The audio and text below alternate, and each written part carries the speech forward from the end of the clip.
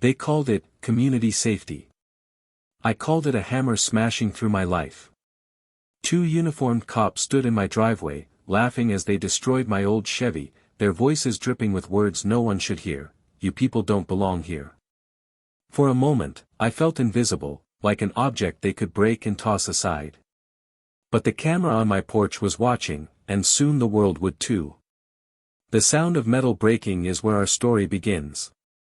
The sound of metal shattering wasn't an accident. It was deliberate. A hammer crashed against the hood of my old Chevy, echoing through the street like gunfire. 2 uniformed cops stood there, striking again and again, their badges gleaming under the morning sun. One of them smirked, "This junk doesn't belong here. You people bring the whole neighborhood down." My chest tightened, my fingers curled into fists, but I froze. Everyone on the block was watching. No one spoke. No one moved. I wasn't a millionaire with a luxury car. I was just a black kid in his 20s with a rusty sedan that barely ran. But to them, my skin and my car were the same thing, something they could smash, something disposable. That was the moment I realized, this wasn't about a vehicle. This was about who they thought I was. The first blow to my pride wasn't the hammer. It was the laughter. The second officer leaned against the broken windshield, tapping his nightstick like a metronome. See this? Unsafe. Intimidating. Violates the spirit of peaceful living. My neighbor Denise peeked through her blinds, shook her head, then pulled them shut. Others stood on their lawns, silent, hands tucked into pockets, eyes lowered. Silence can be louder than screams. I swallowed the heat in my throat and tried to reason. There's nothing illegal about parking my car. The tags are current. The HOA doesn't ban it. The older cop leaned closer, his breath heavy with coffee. You don't get it. This is our community. And we decide who belongs. His finger jabbed into my chest like a weapon. For a moment, I wanted to disappear. To melt into the pavement like I was invisible, like an object they could crush without consequence. But I didn't. My porch light camera had been rolling from the moment they stepped onto my driveway. And that footage was going to matter. The next day, I was summoned to a so-called neighborhood meeting.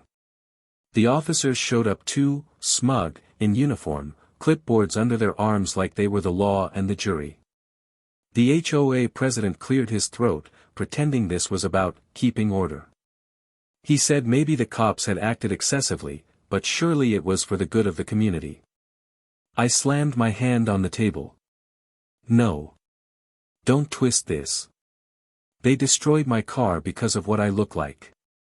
They called me a threat in front of all of you. My voice cracked the air.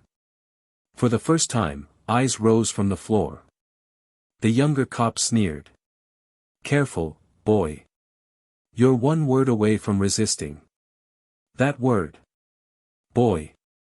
My knuckles turned white gripping the chair. Before I could respond, I pulled out my phone, tapped play, and set it on the table. The video filled the silence, hammers smashing metal, slurs dripping from their mouths, the word, you people, hitting harder than any strike. The room froze.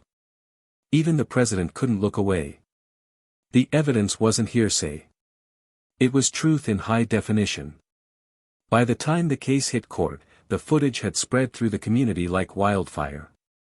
No one could hide behind silence anymore. Parents whispered to their kids not to trust the badge blindly. Neighbors who once avoided me crossed the street to shake my hand. Inside the courtroom, the officers tried to stand tall, but their voices cracked under cross-examination.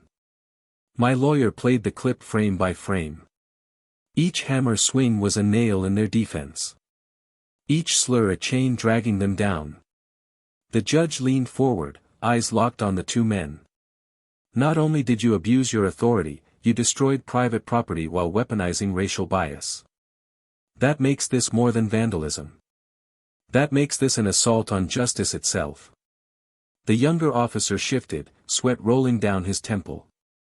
The older one finally lowered his gaze. For the first time, they looked small. The verdict was swift. Both officers were stripped of their badges, convicted of property destruction, and ordered to pay restitution. Their careers ended with a gavel strike, their reputations shattered in front of the very people they once tried to intimidate. As for me, my old Chevy would never run again.